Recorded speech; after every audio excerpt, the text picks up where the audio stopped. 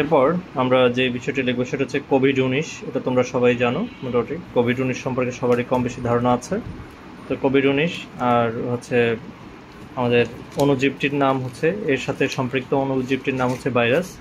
আর হচ্ছে এই সংক্রামক রোগের লক্ষণ কী কী হতে পারে? জ্বর, শুকনো কাশি এবং ক্লান্তি, শরীরে ব্যথা এবং যন্ত্রণা, এবং এছাড়াও রয়েছে গলা ব্যথা ইত্যাদি ইত্যাদি রয়েছে। তোমরা যে সবগুলো লিখতে পারো। আমার এখানে যে স্থান সংকলনের কারণে আমি লিখতে পারলাম না, তোমরা বাকিগুলো লিখে নিও।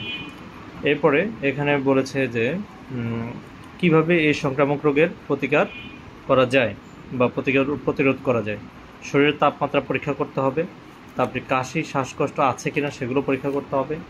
এছাড়াও রয়েছে তোমার যেমন ঠান্ডার মধ্যে না থাকা, ঠান্ডা পানি না খাওয়া ইত্যাদি ইত্যাদি, এগুলো সম্পর্কে আমাদেরকে সচেতন থাকতে হবে। এরপরে আরও বলেছে যে এই সংক্রামক রোগ থেকে বাঁচতে হলে আমাদের কী কী স্বাস্থ্যকর অভ্যাস গড়ে তোলা।